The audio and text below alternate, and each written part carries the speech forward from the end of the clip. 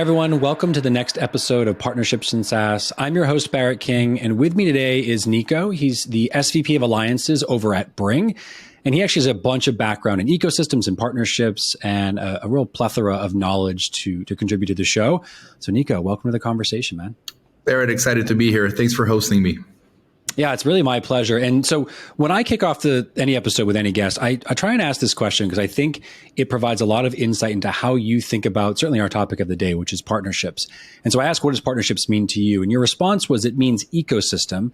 It's the future of how companies should collaborate to jointly solve customer challenges. And it's a really great way to kick off because, interestingly, this idea of jointly solving customer challenges, for me, is frankly why I think partnerships is the way of the future.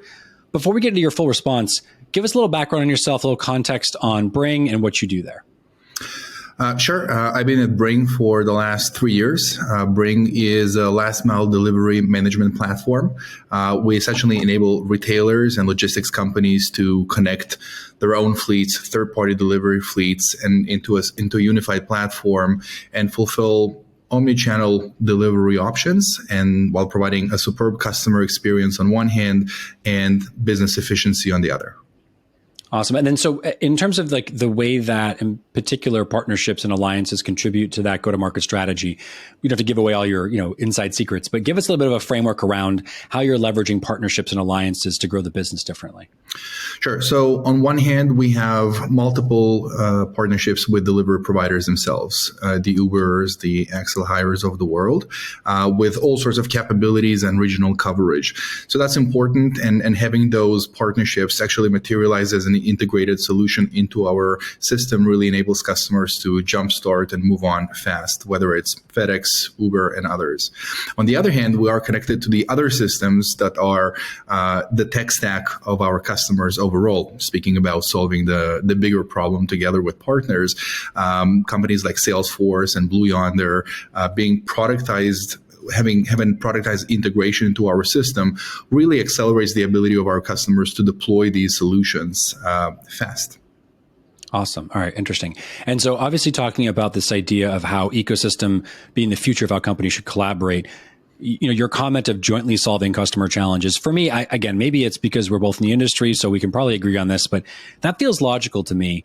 When you think about the sort of wave that we're seeing in partnerships, this big uptick. In fact, there was a stat I saw the other day, something like 3 years ago, there were 25,000 professionals with the term ecosystem somewhere in their profile on LinkedIn. And today, call it 2.5, 3 years later, it's north of 500,000. So there's clearly an uptick in the idea of building an ecosystem, of building joint value. When you talk about joint value, give me a little bit of your thoughts on that. I'm curious, like, do you think about it in terms of, someone uses our platform to deliver value? Is it about a better together story? Give me your thoughts on that.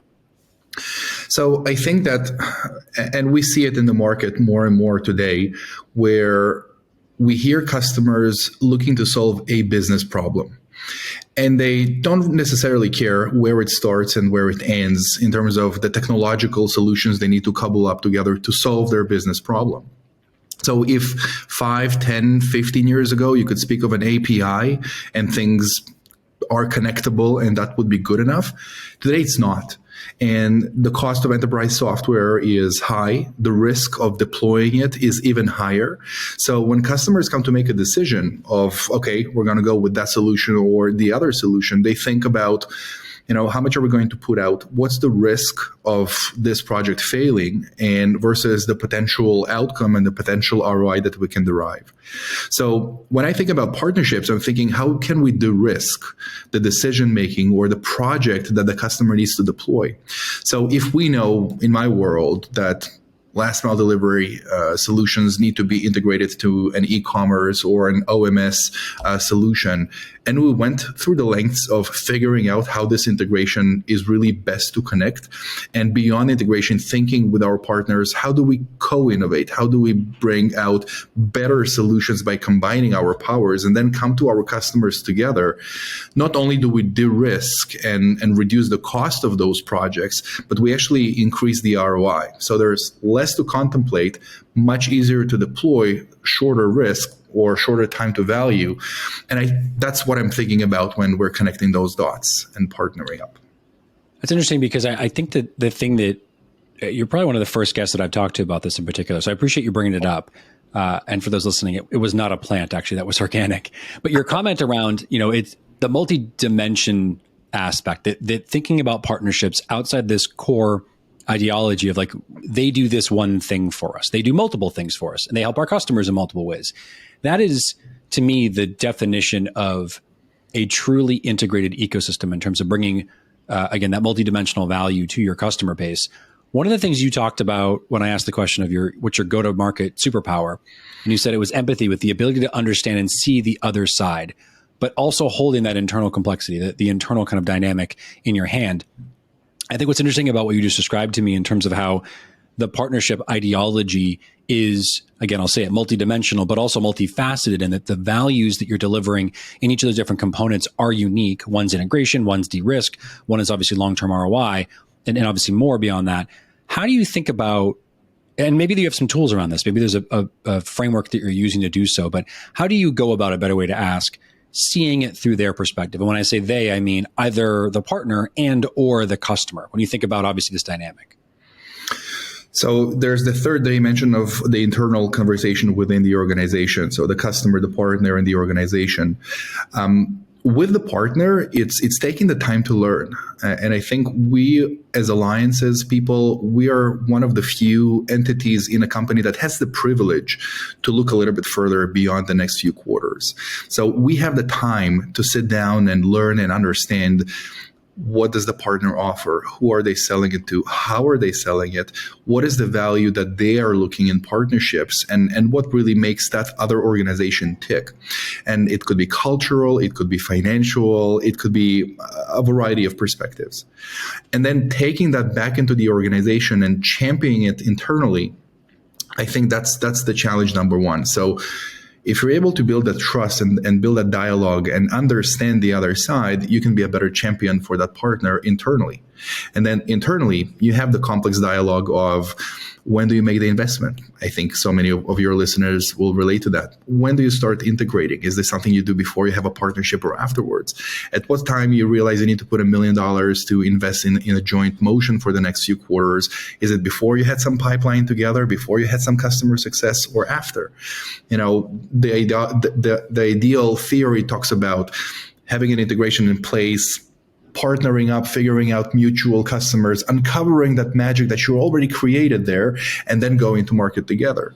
But the reality is, you usually figure you want to partner with someone, and then you go, and then you find customers, and then you start the integrations. But in that middle, both sides have to invest a bit. So when you understand their culture and who they are, and you can represent it internally, both in terms of the value that they can bring to the table for you as a company, but as well as what investments we need to make upfront, that's a pretty interesting dynamic. And in that chicken or egg situation, I think aligning on the executive level, first and foremost, of why we're doing this and why we're thinking about things of that sort and what this could mean for us as a future of the company, that's step number one. Once you have that alignment, you start with something simple, something that drives, initial success, and that depends on the level of credibility. And then you go, I think that one tactical or one strategic tactical method that really worked for me is doing the legwork of articulating the great 1 + 1 = 3 with your partner, and getting the executive teams on both sides to come together into something that is articulated, something that both teams can reflect on and see eye to eye and say, yeah, that looks great, let's sponsor it.